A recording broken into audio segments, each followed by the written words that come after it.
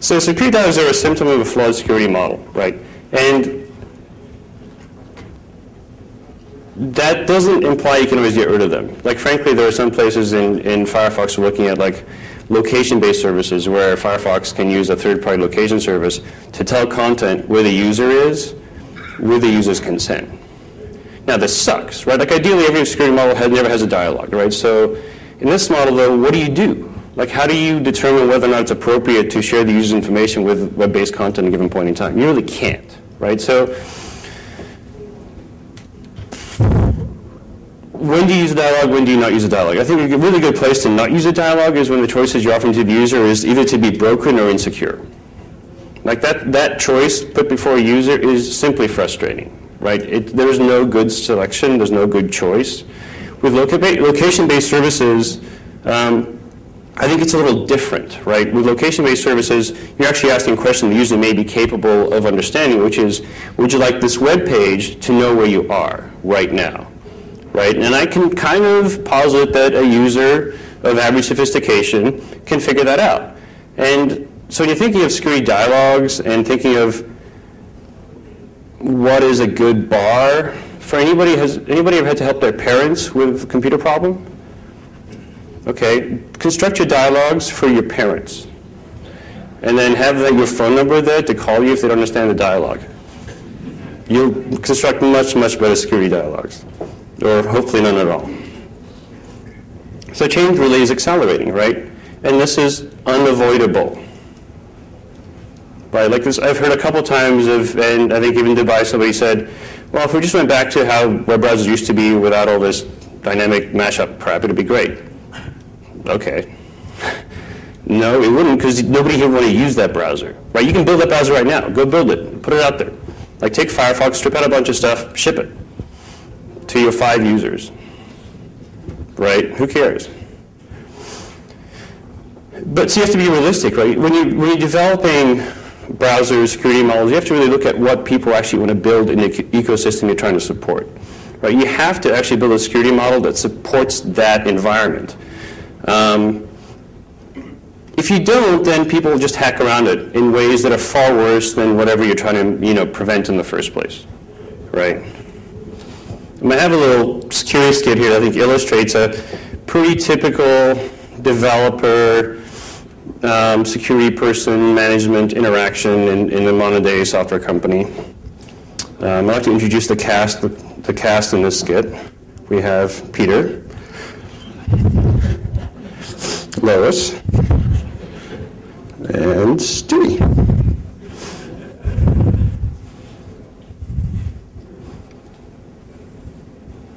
Let's see if this wants to play today. Well, men, the Cohort Men's Club is complete. It took 6 weeks and cost $8,000, but it was worth it. Peter, I wish you'd get rid of this thing. It's an absolute eyesore. What do you care, Lois? You girls got the clam, we got the Cohort Men's Club. Besides, we're not hurting anybody. What are you talking about? You ripped a whole chunk of wall out of the house. What is this? There's something wrong with the house. I don't like change. So, but there is actually hope, right? Like, it's not all broken, it's not all doom and gloom. And so this talk was inspired by some of the nothing ever changes, but things are actually changing for the better. Right? Despite all the progress standards, progress is actually being made. Like, security is actually being more effectively addressed in complex feature discussions around cross-domain access and loading and downloadable fonts and all this stuff, right? So now it's built into the specs far more than it used to be. If you look at the old HTML specs, there's no mention of security for any practical use for the most part. What would help is really a broad agreement on the philosophies and goals behind a particular feature, right? So like the first thing you should do when you're talking about feature X, whether it's 3D graphics or whether it's cross-domain loading or downloadable fonts or other potentially neat but potentially really scary things, is what are you trying to solve? Right? What problems, what applications, what are you trying to do? If you can actually do that, if you actually get people to agree on what you're trying to solve in the first place or enable in the first place, then you can have a meaningful discussion about it. If you can't agree on that, then you will nowhere. Trust me. Because what happens is people arguing against sending things over here because it's really dangerous, but then if you don't send that thing here, then you can't actually build the app that people want to build. You have to synchronize your assumptions and your goals before you even start talking about the feature. So yeah, maybe enumerate what sort of application architectures have to be covered. You know, like the example of trying to standardize cross-domain loading mechanisms, there's an endless debate in access control / cores about whether or not to send cookies, right? And finally, like, you simply had to ask yourself a simple question. Do you believe that a very common application architecture is that you will have to share user-specific information among hosts in your application? If the answer is yes, you need to send cookies. If the answer is no, you don't need to send cookies. If you don't agree on that, then the rest of the conversation is really kind of pointless. But nevertheless, things are actually happening. We have JSON parse, and I'll talk through these: content security policy, strict transport security, and origin for CSRF mitigation. So JSON.parse is native decoding and encoding of strict JSON strings. It's faster, it's more secure. It's not a replacement of script source equals because it doesn't do it cross-domain, right? So it relies on a secondary cross-domain loading mechanisms to import the JSON blob before we can decode it. So note on JSON, when I say strict JSON, this is what JSON's supposed to be, right? I don't think anybody recognizes this, but it's actually how it's supposed to look. It's not supposed to look like this, right? I think in here it says it's defining a function. Down there, something about you need to have Flash player, and I don't know the rest because it just keeps going. Like, how are you supposed to reason through the implications of importing this data into your application, right? I'm picking on Google here, but it's not Google. It's like everybody's just, here, download my data, where they just give you a library. They give you an application. You have no idea what you're running at all. This is bad. It's also what happens when the only option you give people to do cross-domain loading is far worse than all the possible things you're discussing replacing it with, right? And that was my biggest argument, is if we don't include cookies in cores, everybody's just going to keep using JSON. Like this JSON, not this JSON. So content security policy is something we've been working on at Mozilla to address primarily cross-site scripting, but also really just have much better control of what content ends up in your application. A fundamental tenet of this is that data is not code. This is something that browsers don't want to admit. Browsers love just mushing code and data together all day long. They really hate separating it. It's really tedious and just difficult.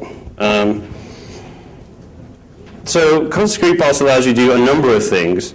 Allows you to control through a policy, through a declarative mechanism, where you're allowed to load things on a per content basis.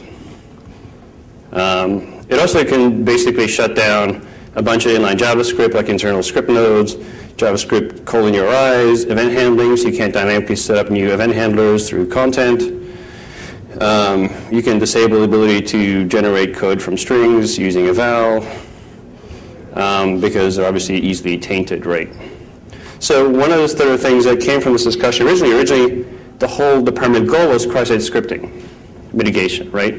To do that in a remotely effective fashion, you have to shut down a lot of stuff. When you shut down that much stuff, pretty much any framework, any complex application on a given website today kind of breaks, right? So something we did is actually really try to make sure that we would have an incremental process, right? So you don't have to buy the whole thing. You don't have to go implement the whole thing whole hog. You can implement content security policy on a piecemeal basis and focus first on controlling where content's loaded from, or controlling dynamic script generation and shutting things down in a more sort of atomic fashion. And over time, as you test and build confidence in the model, you can make it more aggressive, right? Turn it up, basically. But the goal is so you don't have to sit there and write reams and reams and reams of data sanitization code that then the guy next to you has to write all over again, right? So only explicitly allowed content will load. Policies can be separately defined for many types of content, images, etc. Framing behavior can also be restricted, so it can also address click jacking, because you can simply have a policy is don't ever frame me, or only frame me from the following domains. And you also have debugging logging capabilities, so you can specify the ability to log exceptions, right? So if you start having issues on your site, you can figure out why it is that a piece of content maybe isn't working because it's throwing some sort of security exception driven by content security policy. But also, it can actually be a useful attack mechanism, like an attack detection mechanism, because you could, in theory, if you know you don't have a val and people are starting to try and inject a val and stuff into your website, you could try to figure out why, and you can see that happening. Strict transport security, this is a spec that was submitted to the W3C very recently, but being discussed sort of previously. So this is the ability for a website to specify a response header called strict transport security. What the header does is subsequent visits will force the HTTPS scheme to that domain. You have to specify some sort of max age for this policy to be enforced, otherwise it could just be there forever, and then if suddenly you want to revert back to non-HTTPS for whatever reason, you can't, right? So you always have to specify some maximum age. And you can optionally choose to include subdomains, right? So like the root domain could specify this policies of always require HTTPS, no cover every host in your domain, or could cover only that particular host that served that policy. This is from sites such as PayPal that just really want to all be HTTPS all the time. And now they can without having to write lots of crazy code on the server side. Another feature that's being discussed is origin, right? So origin for cross-site request forgery. So it sort of came from a bunch of discussion from Adam Barth and Colin Jackson about extending, originally really, and this may actually may end up what happens, but extending the origin header as used in access control cores to be essentially kind of a better referrer, right? Refer has issues, it leaks URL fragments, and also the biggest problem, it just gets sent on every stupid little like anchor tag click, so you're always leaking origin information about it, and there's privacy concerns, so desktop proxies will filter them out, some corporate proxies also filter out referrer, and so it's not a very reliable mechanism for CSRF mitigation. So what origin would do is it would send just the domain, just the host, essentially, but not for everything, right? It would not send it for anchor, window navigation, images, style sheets. The reason is that those generally should not be considered event state-changing operations, so then you should simply deny them, right? So the model with origin simply is if you implement it and you have agent support, which is the browser you're interacting with at the time, supports origin, your model can be really simple. It's like, basically heuristic is the page in question a state-changing operation page, right? Is something useful and scary happening on that page? If it is and the agent supports origin, is the origin one of the origins I expect? If no origin is provided or it's null, then reject the request.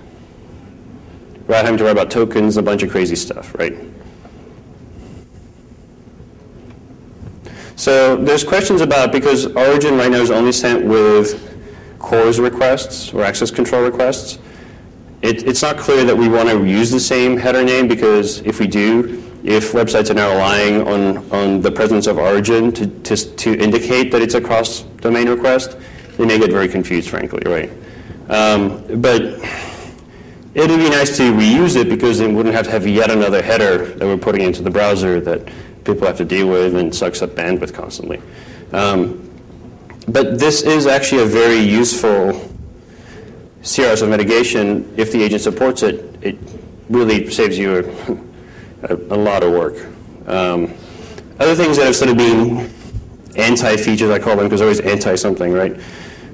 IE supported or implemented X-frame options. My problem with this, it's great, but once again, it's overly simplistic in my opinion, right?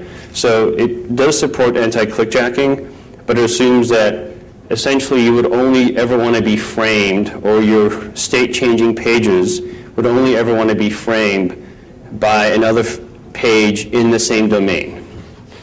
It's just not true, right? It simply isn't true. Like, unfortunately, like in my personal experience, I have two banking relationships where they use this all the time. They have like a third-party bill pay system or some other content they frame from a different domain, right? And that's the sort of stuff I really care about clickjacking, right?